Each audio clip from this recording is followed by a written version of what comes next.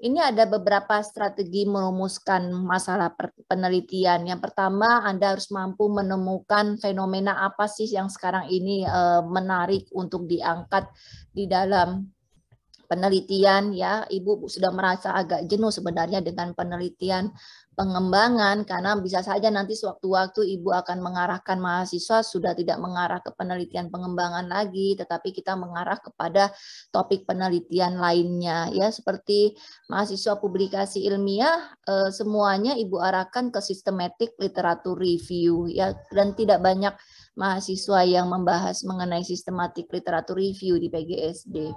Lalu mengapa argumennya, kenapa hal tersebut dianggap sebagai masalah? Dan Ibu ingatkan kembali, masalah itu kan terjadinya kondisi atau kontradiksi antara kondisi ideal dengan kondisi kenyataan.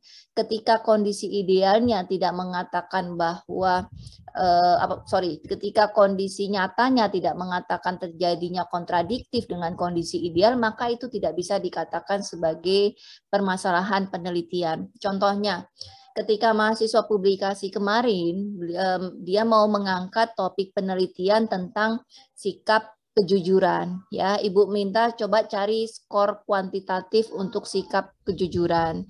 Setelah ditemukan ada satu laporan hasil kementerian dari Balitbang Kementerian Agama terhadap para siswa yang mengerjakan UN, ya. Dan tapi Ibu lupa kalau nggak salah tidak dijelaskan di situ siswanya apakah siswa SMP, SMA atau SD.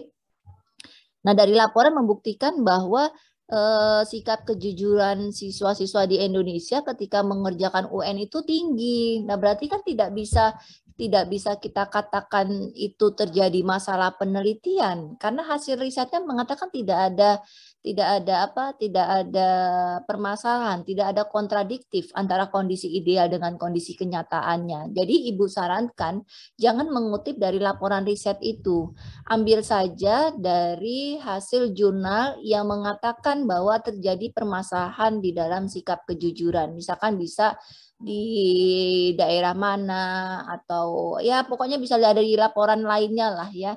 Jadi mencari laporan juga kita harus berhati-hati. Bisa saja itu tidak menjadi masalah dan itu kalau tetap dituliskan ya akan menjadi salah. Berarti itu bukan masalah penelitian tapi masalahmu pribadi. Nanti jawabannya akan seperti itu.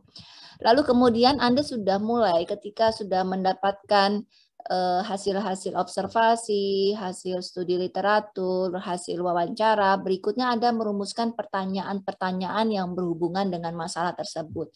Karena kita semuanya mengarah kepada penelitian pengembangan, nanti akan Ibu contohkan masalah di dalam perumusan masalah di dalam penelitian pengembangan itu yang idealnya sebetulnya seperti apa. Dan biasanya mahasiswa-mahasiswa tidak melakukannya, ya. Nah, lalu kemudian Anda memilih satu atau lebih pertanyaan. Nah, nanti kalau untuk penelitian pengembangan di mata kuliah ini tidak hanya satu, tetapi ada beberapa rumusan masalah. Ini ada